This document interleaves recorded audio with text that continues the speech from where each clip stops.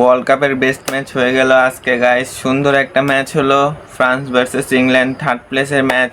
যারা ভেবেছিল এই ম্যাচটা বোরিং হবে, কি দেখার আছে এই ম্যাচটার ভিতরে, কিন্তু সবচেয়ে বেস্ট ম্যাচ হয়েছে এই ম্যাচটা হয়েছে সবচেয়ে বেস্ট ম্যাচ। কারণ আপনার স্কোর লাইন দেখলেই বুঝতে পারবেন 6-4 গাইস, 6-4।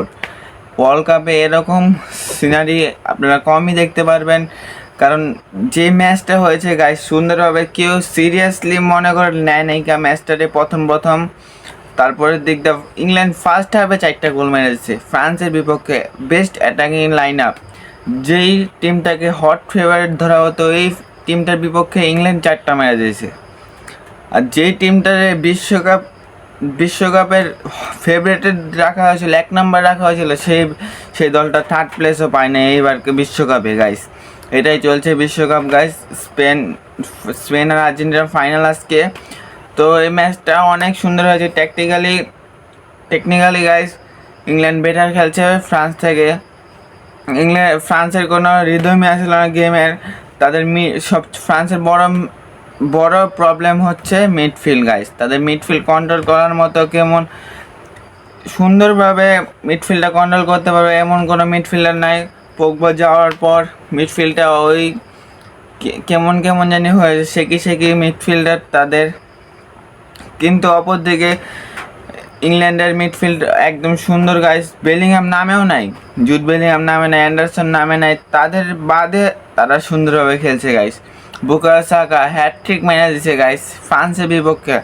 আপনি যদি আমারে বলতেন যে বা আপনি চিন্তা করেন যে বিশ্বকাপ শুরু হওয়ার আগে ফ্রান্সের বিপক্ষে হ্যাটট্রিক মারবে বুকায়ো সাকা গাইস, এটা বিশ্বাস করতেন আপনি? করতেন না গাইস। সুন্দর ম্যাচটা হয়েছে গাইস। এন্টারটেনমেন্ট ম্যাচ গাইস, সুন্দর ম্যাচ।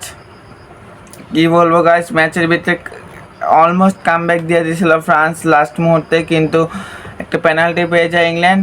তো বেলিংহাম সাকাকে দেয়, সাকা হ্যাটট্রিক মেরে দেয়। আর বেলিংহাম গাইস 19 মিনিট খেলছে, 5টা ড্রিবল সাকসেসফুল করছে গাইস। 19 মিনিটে 5টা ড্রিবল করছে।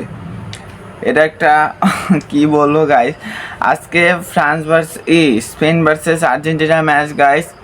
সুন্দর একটা ম্যাচ হবে। যদি এই ম্যাচটা যদি বোরিং হয় গাইস, একটা ম্যাচ হয়ে গেছে, এই ম্যাচে যদি 20টা গোল না হয় তাহলে তো ফাইনাল ম্যাচ হবেই না। যদি ম্যাচটা যদি গোলের উপরে না হয় গাইস, বন্যা এক হোক আজকের ম্যাচটা, স্পেন ডমিনেট করে যেত, নাহলে আর্জেন্টিনা ডমিনেট করে যেত, যেটা সম্ভব না।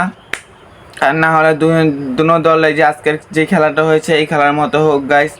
তো দেখা যাক কি হয়। ফাইনালে আপনার প্রেডিকশন কি অবশ্যই কমেন্টে বলে দেবেন।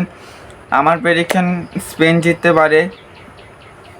স্পেনের যে মিডফিল্ডের কারণে জিতবে। কারণ এই ওয়ার্ল্ড কাপে দেখছেন যার মিডফিল্ড যত ভালো, যে যত বেশি বল রাখতে পারে, যে যত বেশি অ্যাটাকে যাইতে পারে বল রেখে, সেই দলটা ডমিনেট করতেছে গাইস। পর্তুগাল না, ওই কোচটা পর্তুগালের মিডফিল্ডটাকে পুরো বাজে বানিয়ে দিছে। তো পর্তুগালের কথা বাদ। তো আজকের ম্যাচের প্রেডিকশন নিচে কমেন্টে ড্রপ করে দেবেন। Like share subscribe, bye bye.